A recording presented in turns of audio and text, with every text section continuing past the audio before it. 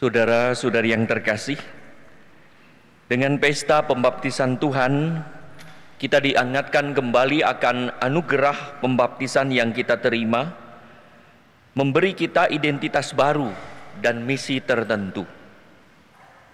Pertama, karena rahmat pembaptisan, kita menjadi anak Allah yang hidup bersama dengan saudara-saudari dalam satu gereja tubuh mistik Kristus. Pembaptisan menjadi pintu rahmat bagi kita agar memperoleh rahmat sakramen lainnya. Ekaristi, rekonsiliasi, penguatan, pengurapan orang sakit, serta sakramen perkawinan untuk pasutri dan sakramen imamat untuk para imam. Pembaptisan memberi rahmat pada kita untuk hidup dalam persekutuan, di mana sebagai anggota kita berusaha menjaga keutuhan tubuh mistik yang sehat dan sejahtera. Di mana ada satu anggota yang sakit, demikianlah seluruh anggota terpengaruhi.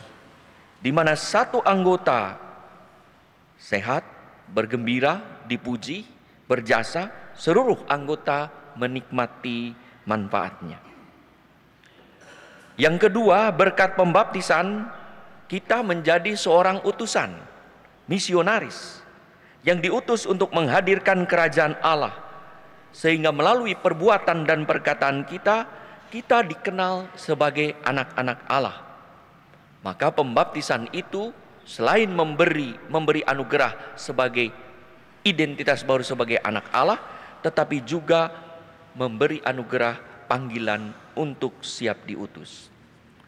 Contohnya telah diberikan sendiri, yaitu Yesus, Putra Allah, sebagai Putra Allah yang berkenan kepada Bapa.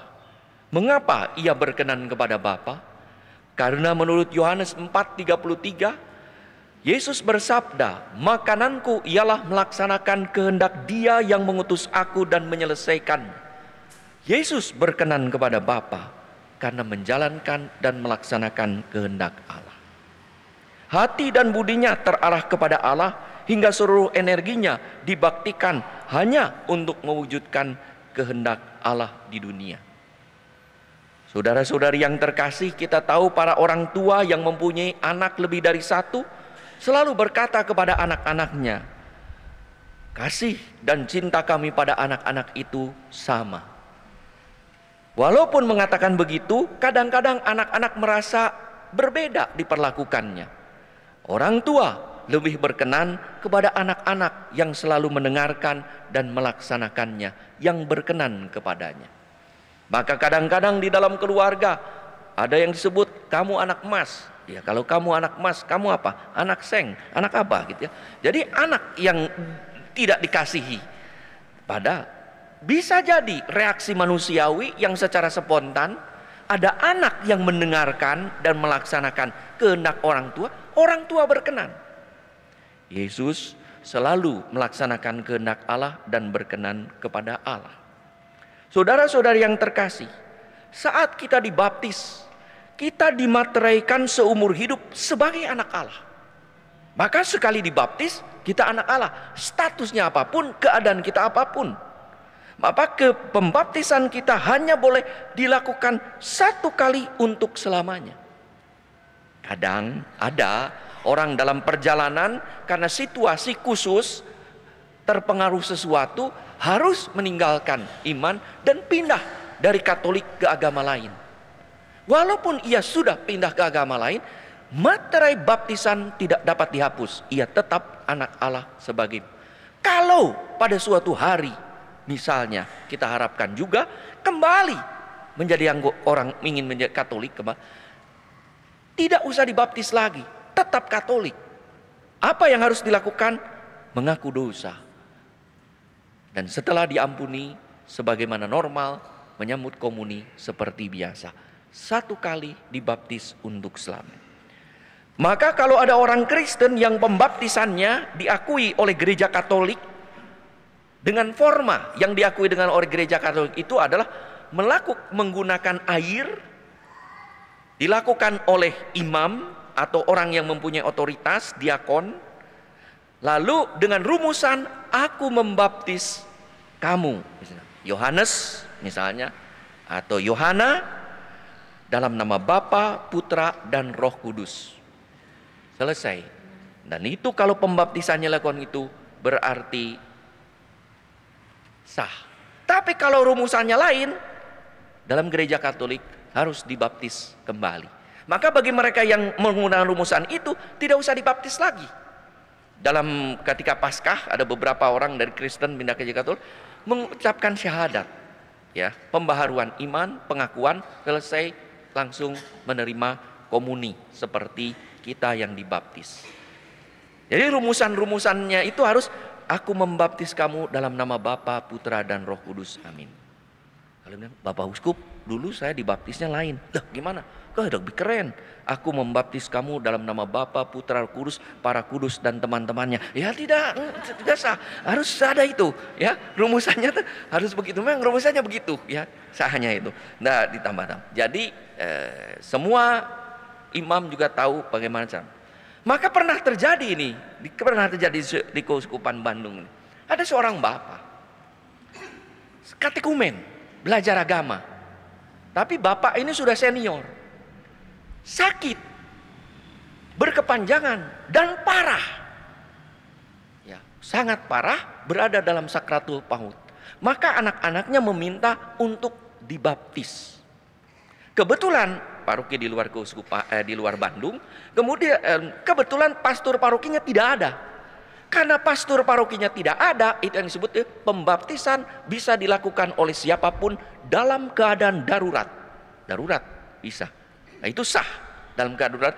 Pastor tidak ada, apalagi terjadi sekitar 26 tahun yang lalu, ya, HP belum ada, susah pastor sedang ke Bandung. Maka katekis yang diminta membaptis. Maka orang itu dalam keadaan sakratul maut dibaptis. Iman anak-anaknya, karena katekumen, aku membaptis kamu dalam nama Bapa, Putra, Roh Kudus.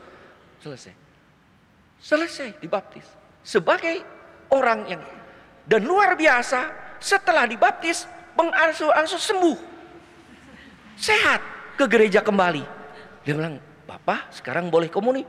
Oh, saya belum dibaptis. Sudah, Pak. Dibaptis siapa? Katekis enggak mau. Saya mau dibaptis pastor. Enggak bisa. Sudah sah itu. Ya. Jadi sekali dibaptis, sudah dibaptis oleh siapapun. Jadi pembaptisnya itu adalah uskup, imam, diakon, atau dalam keadaan darurat siapapun bisa. Darurat itu misalnya di kapal. Ya, di kapal lalu dalam keadaan tertentu tidak ada siapa-siapa, lalu orang berkata, saya ingin menjadi Katolik. Adakah orang Katolik? Saya rindu, ya, misalnya. Nah, dalam disebut darurat apa? Dalam keadaan darurat hampir mati. Ya. Itu yang disebut dengan darurat hampir mati. Kalau tidak hampir mati, tidak. Dia bilang, saya dibaptis, kenapa? Darurat. Saya mau serangan jantung. Loh, kok serangan jantung direncanakan? Belum gitu ya. Jadi dalam keadaan darurat itu saudara boleh membaptis. Kalau tidak dalam keadaan darurat, tidak sah. Walaupun menggunakan rumusan yang sama, aku membaptis kamu dalam nama Bapa, Putra, tidak sah. Maka itu yang disebut dengan pembaptisan.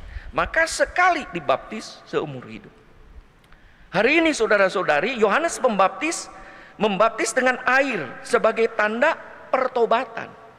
Maka di dalam Lukas 3 ayat 3, bertobatlah dan berilah dirimu dibaptis dan Allah mengampuni dosamu. Agar orang percaya pada Yesus. Mengapa Yesus yang tidak berdosa dibaptis oleh Yohanes yang adalah tanda pertobatan orang berdosa? Maka Yohanes pun pernah menolak Yesus yang datang. Kita lihat di dalam Matius 3 misalnya, ya. Lalu kata Yohanes ketika Yesus datang, akulah yang perlu dibaptis olehmu. 3:14-15. Lalu Yesus menjawab, biarlah hal itu terjadi, karena demikianlah sepatutnya kita menggenapi seluruh kehendak Allah.